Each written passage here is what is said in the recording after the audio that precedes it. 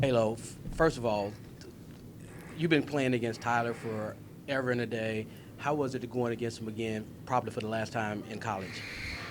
I'm probably gonna see him again at South Florida, but it was the same as always. Me and Tyler, even when people not watching, we had 1,000 of hoop sessions in gyms, private hoop sessions. So, it was almost like the same. I know his game. We know each other game in and out. It was just a lot of hype behind it from everybody else's perspective. You know what I mean? But it was fun out there playing against him. And you know me, I always want to try to just do my best defensively and win my matchup. So I feel like I did a great job defensively, even though he still got his numbers. But from the matchup point of view, just me and him, I feel like I did a great job out there defensively. Alex, I got one for you and one for Kendrick. It was right after you guys had taken the lead for good when play stopped. I think Chandler had gotten a steal and got fouled, and you kind of made that walk along the sideline looking into the crowd. What was that moment like? You kind of cupped your ear and Just I was out of my body. I felt the six man. Our crowd is the six man, and I felt their energy, and I wanted more. And then, they came with the energy as Tiger Nation always do, and once they do that, we just make plays happen even more. So there was just that out of body experience that you just can't describe. Katie, Penny just said that he told you at some point during the game, never forget that you're a killer. Do you remember when he told you that and what happened next?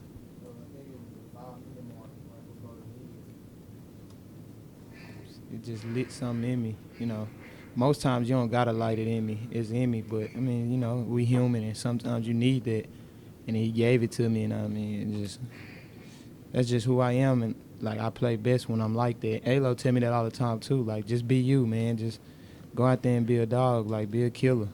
And he tell me that all the time. But I mean, I needed coach, our leader, to give me a little confidence, and he did that. So this is really for either of you guys, but when you guys were down by 10 from the Bulls, was there any part where you guys were like, oh, we like lost the game, or like how did you get rid of being discouraged in that moment? Like for me, my personal standpoint, I feel like if it ain't just out of reach, like, 30, 40 points, I feel like we can come back. I feel like I can get hot at any moment. Like, I feel like I can go on a 10-0 run myself. So I wasn't really panicking at all. I mean, we knew it was that time, As you see, the urgency picked up, and we got going. Alo got some steals, got a steal. I laid it up and then hit me in transition for the three, and that kind of, after the crowd got into it, I said, we got it, But, nah, we ain't never think it was over. Like, we know.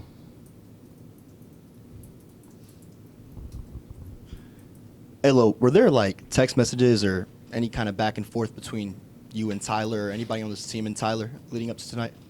Yeah, me and Tyler, that's my bro. We be in communication. We most def knew that this was gonna be a day for us, like just from being from Memphis.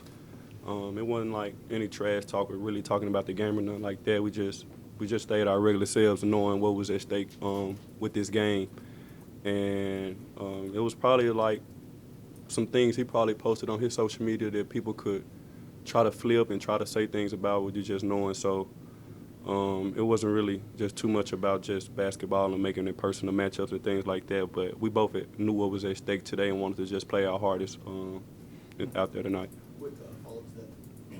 Was he worried about the reception that he might get in this building, and how nice was it for you to see the reception he did get, the ovation? Most likely he probably was. He from here, been here his whole life, played here lots and lots of games. These the same fans that was cheering for him. So for him to get that, it wasn't like we was upset about it.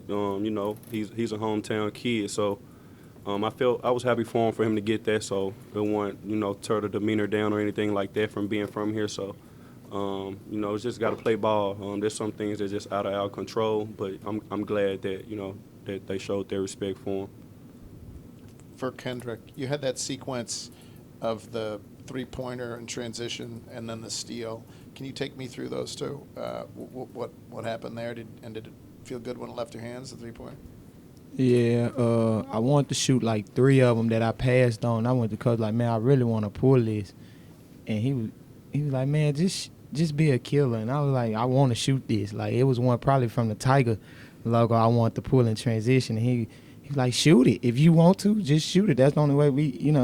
And like he always tell me, the team goes is me, Alo, and Dre goes like. We could talk about points, but when Alo, causing havoc, like our team a different team. When Dre rebounding like a monster, our team a different team. And when I'm just playing the way I play, it's a different team. So, I mean, coach just told me to be a killer, and I think it was toward that last stretch where I was like, every time I touch it, I'm finna look to score. And just so happened the ball went in. Don't mean it's going to go in every time, but it went in tonight. We was down, and they got desperate mode. And like I said, a killer mean just anything to win, whether it's a steal, charge, assist, just anything. And that was one of the ones I needed. Yeah, KD, everybody look at you as a great offensive player, but I think today you've been one of your better defensive games. Not only you got steals and turnovers, you forced stops. So how well have your defense transitioned this year under Penny? The best defense. Coach Jank texted me like, man, if I could have got you to play defense like that, we would have been a whole different team. Yeah, but nah, coach pushes me, man. He pushes me. Like, this the most. I mean, and then when you got a guard like Alo, who's, for me, the best defensive guard in the country, like, we can look at the stat. I guarantee you Tyler probably scored once, not even once on him. He started hunting the switches. Like, I got to go there somebody else because this one ain't going to work. So, when you see a guard like that defending like that, ain't no way I can let him down. But also, like, Penny be on my, I want to say that word, but he be on my butt, man. Like, he be on my butt every day at practice, even in the locker room after the game. Like, so, I mean, I like it, though. It challenged me. Alex, I know you said no trash talking or anything, but when you go against somebody who knows your game, knows all your tendencies way more than somebody normally does, do you change anything up? Do you compensate at all, or do you just play your normal game? You can't really change yourself. You can't change who you are. You got to be you. Which is you just got to stay in the gym and just get crisp and just make sure that you're on point with what you got. And one thing I can commend Coach Faraji. Coach Faraji Phillips. He been in the gym with me a lot, and we've been working on my game and just trying to stay crisp. This was my first game back from an injury, so I just wanted, just to try to be on point and just help my team in any ways. And I actually made some plays offensively tonight that people probably don't see on a consistent basis, but I just want to do whatever it takes to win. So just working on my game and staying consistent, and it don't matter if anybody knows me or not. If you crisp, and you can just make something work. Alo, I know this wasn't, as a team, you guys would consider your best game, but I'm curious, the way it played out down the stretch where Tyler goes off for a little while there, they take this big lead, you guys come back, Kendirc, hits these big shots. Did any part of you kind of enjoy the drama of it all as it was unfolding? Yeah.